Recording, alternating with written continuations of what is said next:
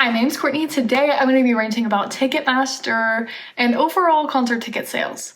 So this issue truly came to light when Taylor Swift's Eras Tour went on sale, and a lot of fans weren't getting tickets, despite the efforts to make a fans first pre-sale and giving Taylor Swift fans a higher spot in the queue if they'd purchased merch before this tour went on sale. In all honesty, I think Ticketmaster and major artists are working together to exploit fans and just overall maximize profits through using shady practices. And one of these things is basically the fact that Ticketmaster is a monopoly. It merged with Live Nation, so it has control over most venues, ticket sales, and overall promotions in this event space. I mean, there are some competitors, but they don't have that capacity and volume that Ticketmaster has over this whole industry. One of the major issues within this is dynamic pricing, which basically means that prices change due to demand. And so there will be tickets that say platinum tickets, and this is where the ticket price is higher than face value.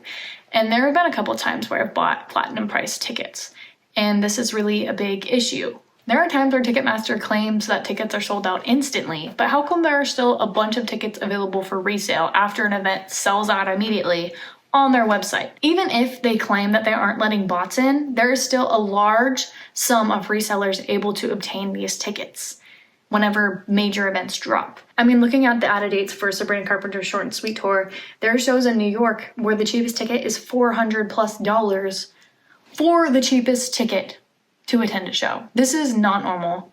Because it is sold out, certain fans are forced to pay these prices if they feel that they are needing to go to the show. And as much as I hate Ticketmaster and Ticketmaster's shady practices, I firmly believe that artists and their teams are partially to blame for this issue as well.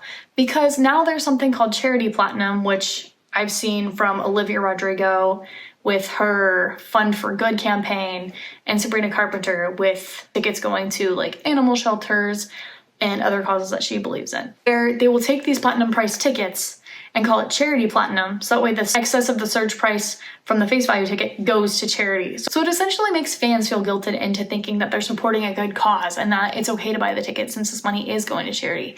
But it's really just a tax write-off for the artist, and there has never really been a way to prove that this money is actually going to charity.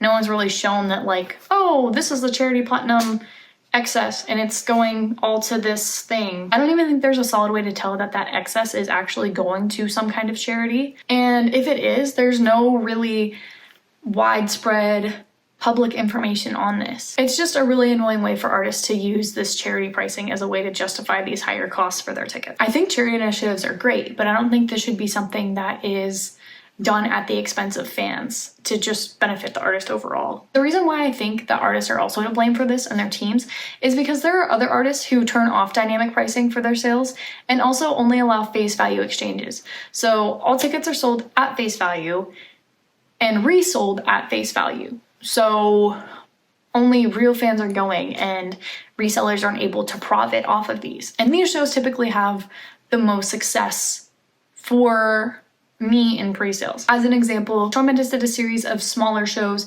and all of these were face value resale only shows with dynamic pricing turned off, and each ticket was like $120, which is pretty much a really good deal for seeing Shawn Mendes, especially in an intimate setting. I know there are many other artists who have done this as well. The first one that comes to my mind is Noah Kahan, but it just truly shows that these artists care about their fans attending their shows rather than the profits that would occur if they allowed dynamic pricing and even charity platinum and resale tickets at a higher price. It just really makes me wonder, why are some artists protecting their fans and others just fully not? It's just so annoying because loyal fans have to miss out on these wonderful experiences with their favorite artists and with their favorite forms of art. The fact that there are only a few artists really practicing these more ethical practices, it's just so frustrating. And the fact that it's just completely legal to resell at higher prices. And even in places where it isn't in the US, like, it's not really an enforced practice. I understand that there are more pushes to break up that Ticketmaster monopoly and support more ethical ticketing platforms, but I also think there needs to be more of a demand for transparency and pricing from artists. I just firmly believe that no one should be going into debt to see a show, just one singular show.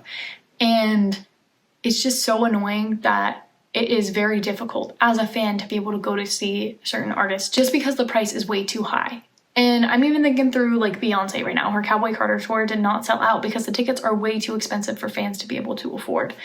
And as someone who's never seen Beyonce, I would love to see her. She's going to be in Houston, and I looked at tickets and most of them are over $1,000, like just even in the lower level. Like I can't justify that as a fan, like for pretty much anyone. If I'm not like right in their face, I don't think I would pay $1,000 for a ticket. Like my general budget for concerts is $200 or less, $300 if it's someone that I really, really like, maybe even $500 if it's just an experience that I can't pass up where I'm like front and center, really close, all that good stuff. But even then, like I have not paid that much. I think the most that I paid for a concert ticket was like less than $350. I want to say like 320 something, and that was to go to the Eras tour. And that was face value, which is still crazy, but it was justifiable considering that it was Taylor Swift and it was a really good spot. So with all that being said, I just really hope that one day going to a concert isn't a luxury, because it shouldn't be. And right now it just truly feels like it is. And it's just getting harder and harder to go to shows as a fan. It's just not fair to anyone. And fans should not be exploited in the way that they are. Scalpers should not be allowed to get away with these crazy prices that are happening. I just want to see my favorite artists and be able to eat and survive a normal life without having to try to pay off a concert ticket over months because it was just way too expensive. So with all that being said, thank you so much for watching. I rant about stuff a bit, so if you really enjoyed this, please subscribe. If you enjoyed the video, please give it a like. Comment down below what your thoughts are about the Ticketmaster monopoly, overall concert ticketing policies, and maybe some of your experiences getting scalped, or maybe even not getting to go to a show or two. If you enjoyed the video so much, you can join the Crazy Club. This is a monthly membership subscription where you'll get first access to my YouTube videos, a special badge next to your name, your profile on my profile, and many other perks that I'm forgetting off the top of my head right now. But you don't have to do that. You can just subscribe and party with me, and that'll be great enough. But until then, thank you so much. I will see you next time I have something to rant about. Bye!